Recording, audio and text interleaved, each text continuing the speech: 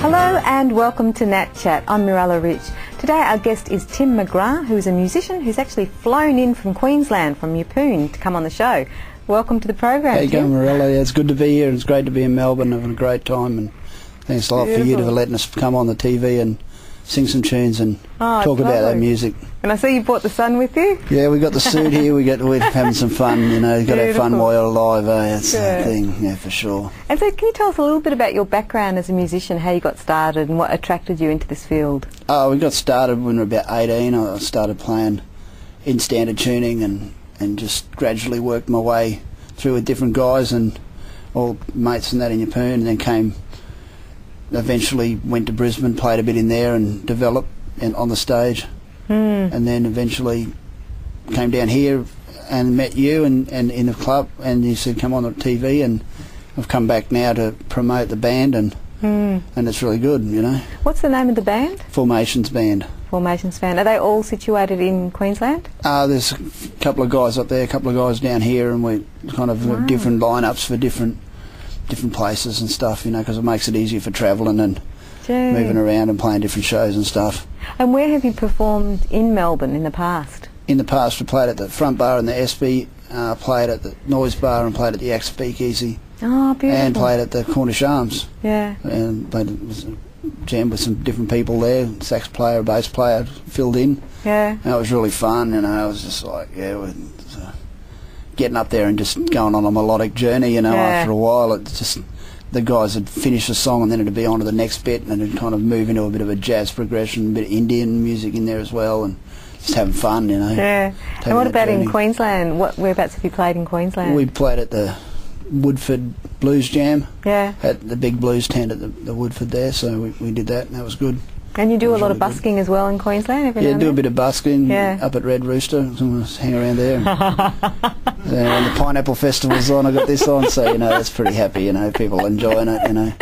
Because everything's yellow, you know, everything's in the pineapple time, it's all yellow, everything's, you know, a big pineapple drink, you know, all that sort of stuff. You've got the beautiful sunshine up there too. Yeah, in summer, yeah. I love that. It's summery, and the Keppel Island was full of, you know, really white beaches and stuff like that. And beautiful. Yeah, no, it's a good thing. Weather. But there's a lot to be said for Melbourne too, you know. Yeah. Like, in Melbourne, people are very friendly. Yeah. You know, very approachable for a big city, you know. Yeah. Yeah, a lot of people say that about Melbourne, actually. You know, it's a very well travelled city. I think people in Melbourne are very travelled. Yeah, they've travelled and they know things about a lot of places. Yeah. And they're sort of got their outwardly vision, you know. And how would you compare the music scene in Melbourne to the one in Queensland? I think people care in Melbourne. I think people care a lot in Melbourne about music and history of music and the weight of rock and roll and the weight of music in general as not being something that's not part of society. It's actually part of society, and it's as much part of society as any other thing in society here. How would you describe your music? Rock and blues. Yeah, rock and blues. And who are some of your inspirations? What other bands have you sort of aspired to be like, or Dennis do you like? Tech, Radio Birdman, the Stones, ACDC, heaps of different bands, you know, heaps of different bits and pieces, you know. Yeah, a bit of this and a bit of that. Yeah, all sorts of music, like, you know, you get different music that's, you know, weighty, and then I got into open G and then went into double C bass tuning, which just opened up a whole other thing going on, like got into some raga tunes, just different stuff that was like, you know, getting different vibes happening. And how do you find the music scene in Yeppoon?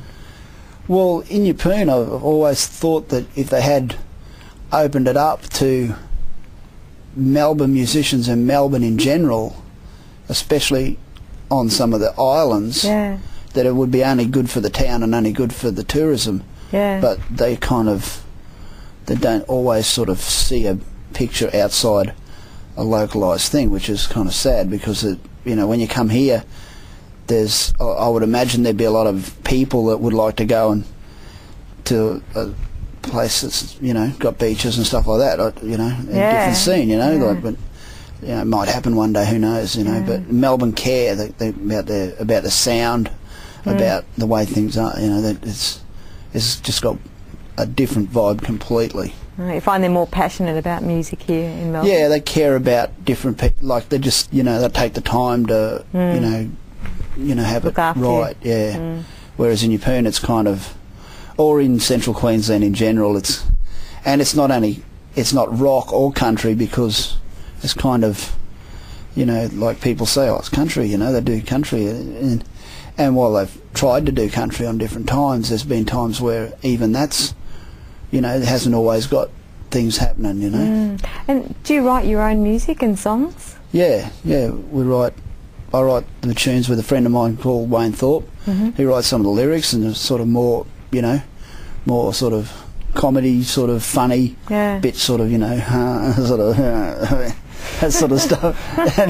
And so we do that, and got some other friends that have written with me, like Hire and people in the past have written, you know, aside from that, they've all come in and helped out in different parts. And what makes you so passionate about being a musician, a singer and songwriter? I think a friend of mine called Rhino once took me to this place, and they were all drumming in the chai tent years ago, and I think that at a certain point you kind of can go onto another plane away from your own physical being into this ether of like an antenna or something.